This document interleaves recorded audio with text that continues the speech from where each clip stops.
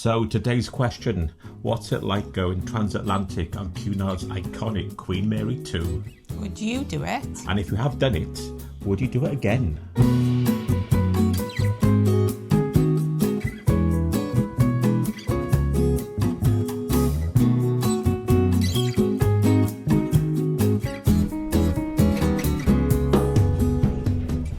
Well, hello, welcome. I'm Marcus. I'm Mel.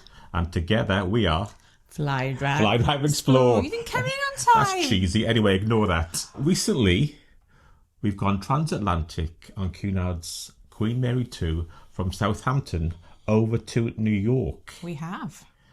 And it wasn't an ordinary cruise, was it? It was not an ordinary It was the first BFI, that's the British Film Institute, Film Festival at Sea. So they had guest speakers, Miranda Richardson, Queenie, from Blackadder, Gurinder Chadha, Better Like Beckham, director, and it's Mike Valentine, underwater cameraman, who's worked on James Bond and some others as well. So let's talk about it, the good and the bad. And the ugly. Don't mention me. So what we'll do, we'll go through the main points. I put it in a series of 10 questions. The first one, what is Queen Mary like and how does it compare to other ships? Well, as you probably know, it's not a cruise ship. It's the last great ocean liner designed to cross the Atlantic. It's got the old liner styling, a lot of Art Deco, quite formal in feeling, and it does look very different to the modern cruise ships. It is quite an old ship now, isn't it? 20-something years old. But it looks like, I would imagine, not that you've gone on the Titanic, but a cruise from the 40s perhaps, or 50s, would you say? Not 1912. Not 1912. But it's got a real sort of Art Deco, beautiful You do feel you're going wood look about it. You do feel you're going on a voyage, don't you? Yeah, it feels like you're going on a real adventure on the cruise ship. So if you really like that old-fashioned but really beautiful style, it's definitely a ship to go on. And when I said formal, it's not. It may look formal and may have the reputation of being formal, but we'll get onto that later.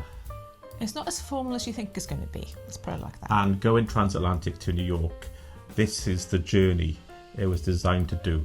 Yes. So that has some real plus points. Yeah, I really liked it. It felt very different boarding, didn't it? Yeah, it definitely did. And when you board, they've got beautiful costumes. What's the word?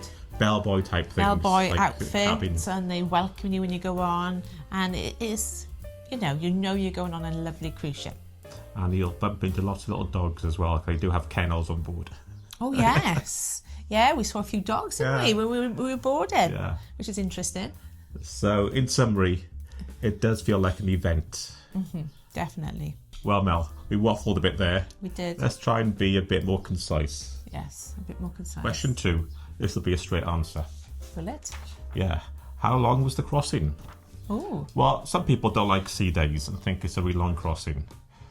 Southampton to New York, 7 nights, but 6 sea days. So you board, it leaves in the evening, and it gets into Brooklyn Cruise Terminal early in the morning. So it's Saturday to Saturday for us. So if that was a flight, how long would that take? 7 hours? 7.5. 7.5 hours. But it's the adventure. You're going on this cruise ship because either number one, you don't like flying, or number two, you want that adventure. You want that feeling of being on an ocean liner. And it's a pleasant way of travelling. If you've got the time, it's a nice way of travelling. Yes. So the next question, question 3, we mentioned it briefly at the start, but we'll go over it again. How formal was it? Well, the reputation of this this particular cruise ship especially, is that it's quite a formal cruise. Yeah? Yeah. Would you say? But how formal do you think it was? Well, day to day, it's like any other cruise ship. Yeah. But I wouldn't wear a vest. You can more or less wear what you want, but I wouldn't go In the around with day. swim clothes or anything like that. In the evening, people do dress up. Definitely. If you don't like dressing up, I would say don't go on Cunard Queen Mary 2. Yeah. You can wear whatever you want to. Only a certain number of venues don't let you in, and even then, only on formal nights. So there's certain venues on formal nights that you will not be able to get into if you're not dressed. Which is the same as on many other cruise ships. Yeah. For men, what sort of dress code is that then, Marcus? Or... Dress codes, top hat and tails. I mean, it's encouraged to wear a jacket, isn't it? Only on formal night. I didn't wear one on this occasion because we're going to the USA. I didn't want to carry so many jackets and suits. But you did wear a suit. Previously, I did wear a jacket for dinner, but I only wore a suit for this. Which has a jacket. I know, but it was a black tie jacket. Yeah. You couldn't I would really say wear it. for men, if you go into the formal nights, bring a suit or bring a smart jacket. People did dress up. It was black tie on the formal nights. Or tuxedo. And most men did put a jacket on for dinner. Women are slightly more laid back in the fact that you can wear any dress or trousers, top that you would wear just going out for a meal. Yeah, it's basically what you would wear on a normal evening out back home. However, I would say err on the side of more dressy. I mean, some people went all out and wore ball gowns. You can't be too dressy, put it that way. Yeah, you can wear ball gowns. They wore just smart black dresses. They wore sparkly tops and black trousers. Doesn't have to be black. But this is the place. If you're going to dress up, this is where you dress up. And people do dress up. What was good on this trip, at the start, on embarkation, and a couple of nights, there was a few, I think they were American. They were dressed up like the girl from Titanic. Oh, right. When they boarded, they had the big hats on, the long gloves. Yeah. They were really making the most of it. And I forgot what I was going to say now. Oh, you don't have to dress up, I was saying. No, what I was going to say Buffet, you don't need to dress up. The pub, the Corinthia Lounge. Yeah. But we've got some photos. We've got one or two photos we can put in here of what we wore. I wore a dark blue velvet dress one night and then a black lace dress the other night on the formal I just night. had a standard black tie. Yeah. And not just a black tie. You did have a shirt and a suit. It's called as well. black ties. Everyone knows it's not just a black tie. I can imagine you were just in a black tie. Do you want to put that thought into people's heads? But the rest of the day, it's fine. It's relaxed. Yeah. So the next question people ask, how would you describe the cabins? Okay. Well, for this one, we had a sheltered balcony. We can't answer about the suites because we haven't got the money. Talking of that, you can join our Patreon. If I get another 2,000 people joining, I may be able to afford it. Now the cabins. Sheltered balcony. Those are the balconies that are part of the hull of the ship. Why do they have sheltered balconies? Because it's transatlantic. It doesn't have so many balconies as cruise lines. They're sheltered because... They're part of the hull of the ship. Yeah. And they could, in theory, there could be bad weather on transatlantic. They haven't got the glass frontage because they'd be smashed to bits. So it's nice to have a balcony, but on a transatlantic, especially in March, you don't need it. No. It's too cold to be out there. We were actually out on our shelter. The only time we used it when we entered New York, I think. Yeah. So what about the rooms? We can't talk about the rest of other rooms. We haven't stayed in any other rooms. Back in September, we did a short cruise on Queen Mary 2, and we weren't impressed with the room. But we found this one better for some reason. Yeah, I don't know why. Again, they're old rooms, they're 20 plus rooms, but they're very clean. They didn't look that worn. The only problem, they've still got old technology and old plugs, and And people go to us, why do you need USBs? I don't know if they speak like that, but for this scenario, they speak this. Why do you need USBs? We're on holiday. Me, blah, blah, blah, blah, blah. Why are you talking about? Well, you have to book everything on your phone, and you have to charge your phone, don't you? Where are you going to plug it in? Also, a lot of people have got family members at home they need to keep in touch with, like kids that might wreck your house. Yeah. Or older relatives. Parents who might wreck their house, yeah. And some people work, whatever you say, I think nearly everyone's got at least a mobile phone, and you need it on board to book things. The apps are on, everything you do is on the phone. I mean, you could. So you need a charger. So the minimum I would expect now is a USB plug in a room, which they can easily do with an updated lamp, with a socket in. If for some reason you don't have a smartphone, you can book at reception. Yeah. So I wish they had just updated technology. Don't forget, these things are not a couple of years old. They're 15, 20 years old. And they still have old, like, boxes on the wall from the days when they had, I don't know, old technology and things that have gone a bit yellow. Get rid of those, and, I mean, to me, it just needed just a little bit of a spruce up and perhaps a new carpet. I like the style of it. I like the blue. Don't change it. No. Just smarten it up a bit, bring it into the 21st century the a bit more. bathrooms could do with a bit of TLC. Yeah. But it was fine. We weren't in the room that much, but it was comfortable when we were there. Just a slight, a bit of TLC on it and bringing it up to date. I mean, the public areas are beautiful. It's just, I do think the rooms could do with a little bit of being up to date. And you'll be surprised. But in the same style. How many things, it may not be technology, how many things need to be charged and plugged in and stuff like that. Okay, stop ranting now about charging. Okay. But it was comfortable. But the beds. Oh, the beds, amazing. It was one of the best really sleeps. Comfortable. One of the best sleeps we had. I have to say, if you haven't tried a cruise before, and you managed to cope with the weather and the sort of motion, most people don't actually get seasick. But anyway, take that out of the equation. Best sleeps ever on a cruise ship. Is it, Marcus? Okay, yeah, heard it from Mel. Yeah. How many cruises have we been on? 12 now, I think. 12, and every time we've like, oh, this is amazing. The beds are so good, and just the gentle motion of the sea, well, you'll be asleep in no time. Amazing. That leads us on to question number 5. Oh, what is that then, Marcus? Wait for it. Well, question 5 was it rough, and how did the ship handle it? Well, we're crossing the North Atlantic in March, the end of winter, and it was quite choppy, wasn't it? A little bit. I don't think it was too bad. I think one day I particularly noticed it. And it is a far better ship for handling that weather than a standard cruise ship. Yeah.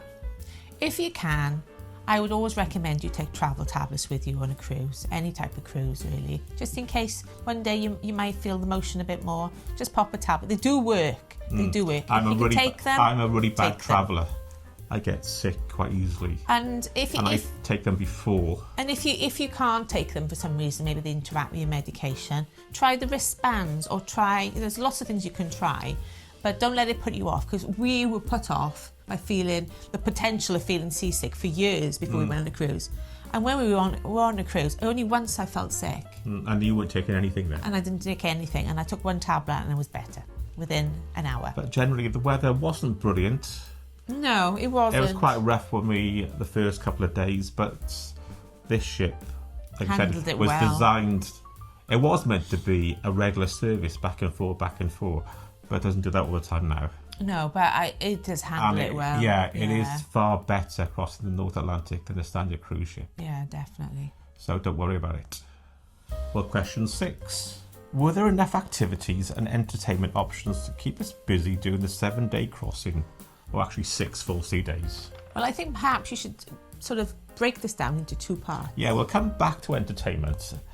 Let's do activities in the day. We'll leave the evening entertainment until later. Okay. I was going to say, though, break into 2 parts, the film festival and the rest of the entertainment. The film festival. like I said, they often have a theme on some of these cruises.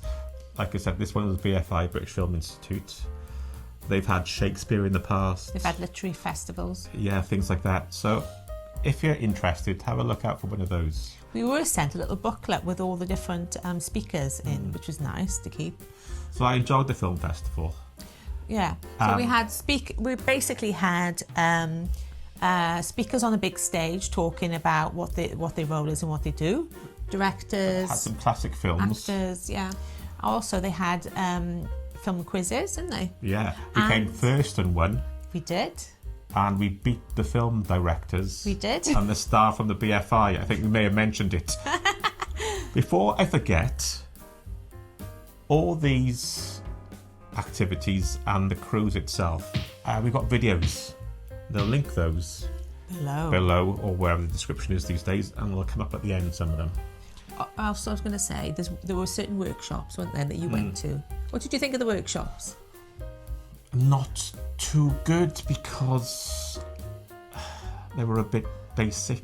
They're good if you've got no knowledge whatsoever. They sort of catered for everybody. Yeah. And I think because they catered for everybody, they didn't really cater for anybody. They were nice enough and everything. I don't want to criticise too much. It's the first time they've done it. I think perhaps some of the talks could have been broken down. Not the talks, the workshops. Basic, and then sort of the next level. Advanced, yeah. Yeah. As well as that, for the BFI, they had the standard stuff. Normal quizzes, activities. I think they had things like choir. Dancing, line dancing. They had a choir. There are art classes. They're used to doing a lot of Transatlantic, so they cater for those long sea days. Yeah. So don't worry, there's plenty to do. And if you just want to read a book and fall asleep, you can do that as well. The activities are quite sedate. I think there was a silent disco, which I didn't actually go to, but it's not a Royal Caribbean ship. It's not. Definitely not. It's more of a sedate, leisurely pace, okay? You're not going to get activities like thrown at you all the time. I think there was a kids club aboard, though. I think there is something, but sure. It's not a place where you're going to get... One thing, the library is quite big. It's got a proper library on board. It's a beautiful library, I must admit. It's a nice place to sit. It's right at the front of the ship on deck 8, I think. So... But it's not a ship that... It's not like a P&O or a Royal Caribbean. It's not a party ship. No, definitely not. But there is plenty to do. More about entertainment and the evening entertainment a bit later. Okay. So, the next question. Question 7, I think. How was the dining experience? Okay. This is your expertise. Okay, then. Are you going to let me talk, then? Are you going to let me talk? Yeah, go on. I'll come from this from two different angles, yeah? We've been on the Queen Mary 2 before on a short cruise, and I was a bit disappointed with the food. However, on this cruise, I thought the food was good. I wouldn't say it was, like, excellent, but I think it was good to very good. Would you say that? Yeah, it was better than the short cruise. There did seem to be a difference between the quality between the short cruise we did, the Taster cruise, to this cruise for some reason. Has anybody else experienced that on Cunard? Let us know. I mean, so for example, the main dining room I thought was very good. I like the main dining room. It was nice, wasn't it? It was a nice, more formal setting.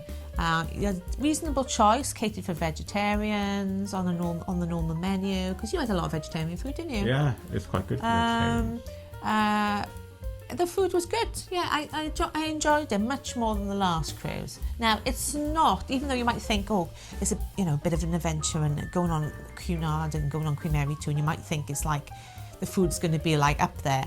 I would just say it's good to very good. It's not the best food I've ever had. Cunard's not an expensive cruise line, to be honest, this trip. No.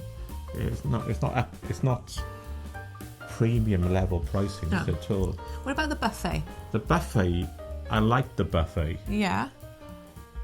I like the way the tables are laid for you as well. Yes, that's nice. There's no faffing around getting your knives and forks. They're laid with cutlery and cups and things like that. What about the choice of food in the buffet? It was okay. Wasn't as good as Celebrity or Princess, but it's better than P&O. Better than P&O. Better than Ambassador. I like the way it's laid. Better than P&O, Ambassador, and the Royal Caribbean ship you went on. And the area is quite nice as well, and it wasn't too crowded. Yeah. Obviously, certain times. Did they have some areas that you can go and sit outside and eat as well? Yeah. Yeah. Obviously, doing our crossing, North Atlantic March, people didn't do that. And also, you can take, in the morning, we used to go to the Corinthian Lounge, which is nice, which does small plates.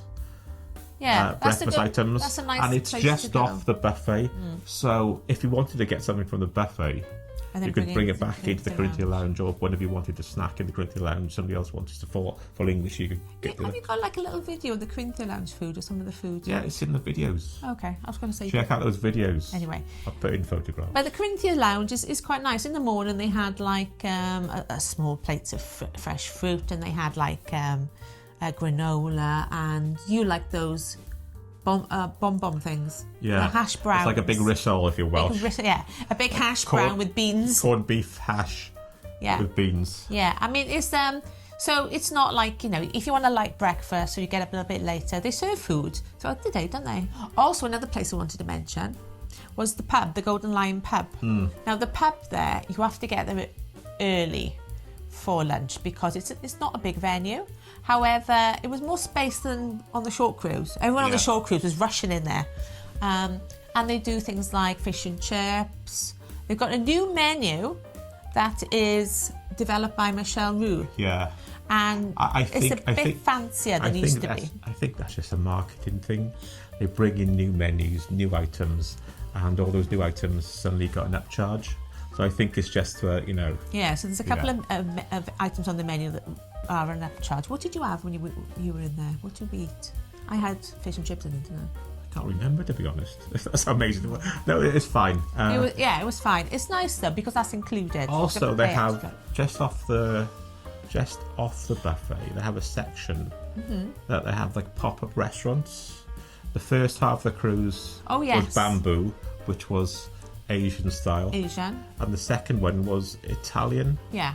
We didn't try the Italian. We tried the Asian, and that was. Yeah. It was good. Mixed. The starters weren't so good. The main course was good. Really good. Yeah. So have a look. And they're an upcharge for that. Now, and one thing is important to mention: the afternoon tea. To get a good seat, get there at least half an hour, if not 3/4 of an hour early.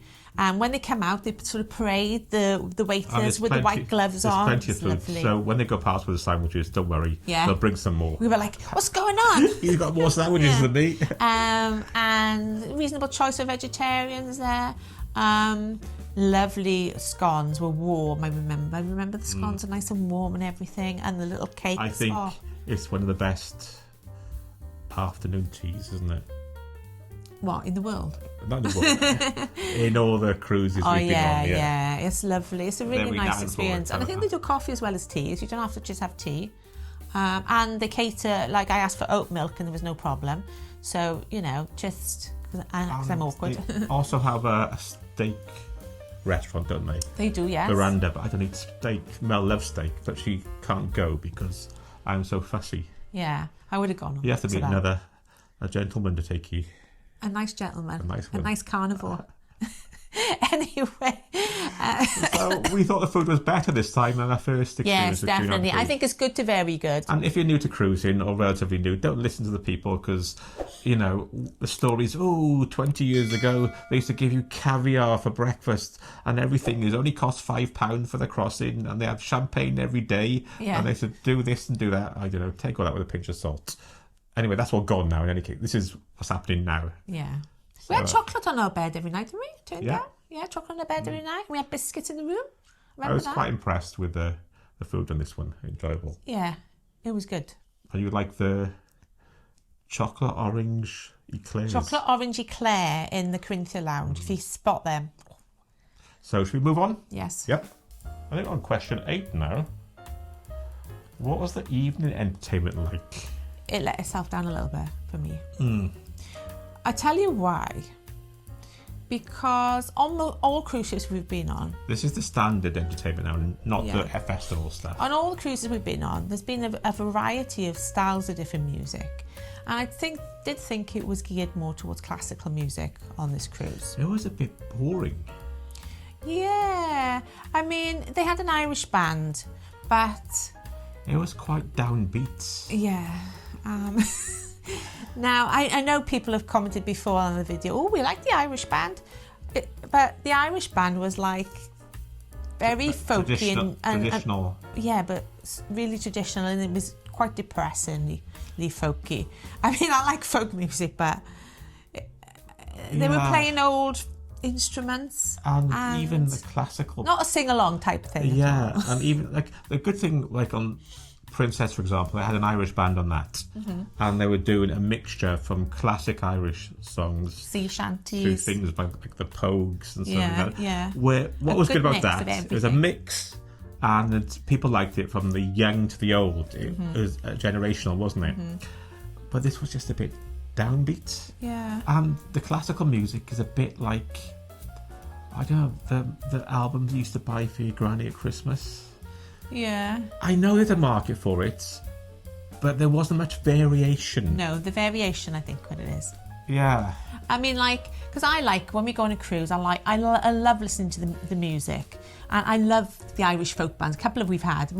On different cruise ships as well. We've had the Privateers on P&O, which are really good. The Trawler Men have been good.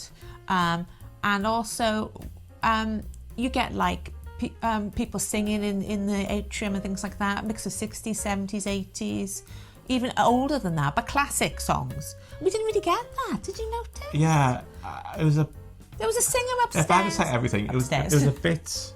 It was a bit old. It was a bit elevator music-y for my liking. I mean, my mum. General music. My mum's in her 70s. Your mum's in her mid to late 80s, and it would have been old fashioned for her, I think. Can I be controversial now as well? What's that? Don't shout at me. Yeah, what? It's the dancing, the ballroom dancing in the Queen's room. I just thought it was really depressing. Okay, this could be controversial. You might have some people. I know people. I don't know. It's just.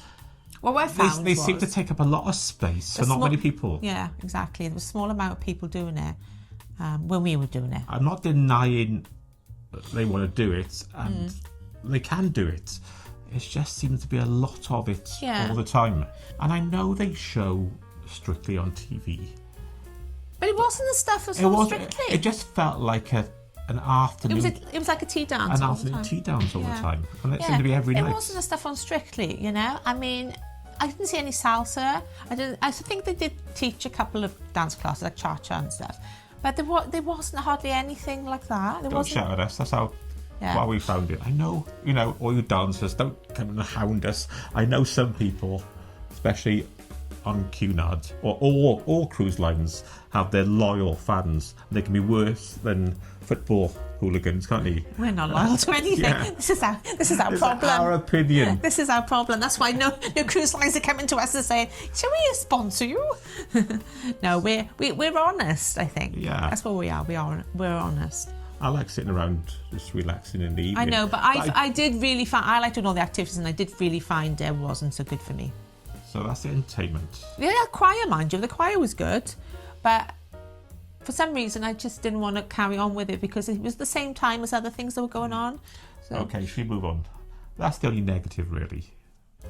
Okay, quick one. Number 9. Was there a particular lounge or deck space that you enjoyed the most? I like the Corinthia Lounge. Yeah, Corinthia Lounge, I think. A lot of the quizzes were in the Corinthia Lounge. Yeah, I just found it a nice relaxing area. Yeah. It's on the buffet deck. And yeah, we were in there most of the time. Yeah. The pub, maybe just for lunch.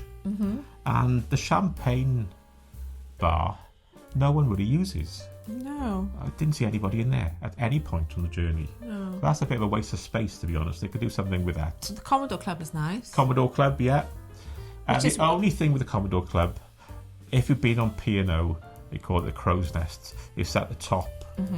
Because of the location on Queen Mary 2, it's by the bridge. At night, they have to draw the curtains, so there's no view at night. Because the lights... Don't really get much of a view of Transatlantic anyway, do you? I know, but it's nice to have the... Yeah. If you're up there with the glass walls, it's nice to be able to see out. If we haven't explained it properly, it's a bar. Yeah, it's a bar. And it's got a nice... it's got a piano there and live music. That's quite nice. Yeah. Yeah, nice. That was nice music, actually. It was okay. You know, it was more like loungy, classic. And people are quite friendly. We chatted with a few people. Yeah. And the main thing, a mix of people. We were chatting with people, Americans, they're on board as well, Transatlantic, a real mix of Europeans, British and Americans. Yeah. And like... And a mix of ages, actually. And a mix of ages, yeah. There were no young kids. No. But we're talking people, we were, in our quiz team, we had people in their 20s who joined us for the quiz. Yeah. And we had then people, retired people. So don't think like if you're in your 20s you're going to be out of place. No. Because there are people there. Obviously on cruises it generally is an older crowd. But there were people from 20s to 90 on there. Yeah, so getting back to the question, our favourite area, Corinthian Lounge. Yeah. We didn't really use the pool area much. No. It's a small pool area, top of the ship. And that was quite empty as well. I would say the cruise after was going on to the Caribbean, wasn't it? I wouldn't pick the Queen Mary it was for going to the New Caribbean. York. Then New York was going down to the Caribbean, back to New York and back across. I tell you why, because they didn't have a lot of pools. Obviously, when you go to the Caribbean, you're getting off the ship, you're going into the sea. I think the Queen Mary... But you do need a couple of good pools and lounge areas if you go in somewhere like hot, like the Caribbean. The Queen Mary 2 didn't really have that. Queen Mary 2 was designed across the Atlantic. Yeah. It wasn't designed to go to the Caribbean, and I wouldn't to really a sunny place. I wouldn't really do it. I think a cruise ship has far better facilities for hot weather. Yeah. Okay, should we move on to the last question then? Okay then. Well, this is it, Mel. Question 10. Would we do it again? And should you do it? Well, basically, would we do it again? Would you do it again, Mark? Definitely. Yeah, I would. Do you know what I liked about it? It's What? so relaxing. As a way, not just as a cruise in itself, as a way of getting across the Atlantic to North America. Definitely. And should you do it? Should you do it? Well, I think, especially if you don't like flying, or you want a relaxing way to travel and you've got the time, I think you should do it. Give it a go. It's not as expensive No. as it sounds. What was the cost? Do you remember? I can't remember off the top of my head, but it wasn't expensive considering you got food for 7 days. And your entertainment. Entertainment for 7 days. I think it was roughly £1,000 per person for the balcony. Considering you're paying a few hundred, £400 maybe for a flight. But I've seen that cruise inside cabin for under £600. So that's that's about what, £80 per person per night, £80, £90 per person per night. And that is a bargain. If you don't mind an inside cabin. If you go in the winter as well, you don't need a balcony. Because it's just too cold. So that's it, Mel. Yes. Don't forget, you can see the videos from the voyage. I'll put the links below in the description. Have a look at those. But when we got to America, it wasn't the end of our adventure, was it? We went on a road trip as well. And we drove down to Tennessee We did. and Dollywood. Dolly Parton's theme Have a park. look at those videos as well. And guess who we met in Dollywood? Well, I'm not going to tell you. Have a look. Give you a clue. Don't mention the fishing trip. The British people will know that.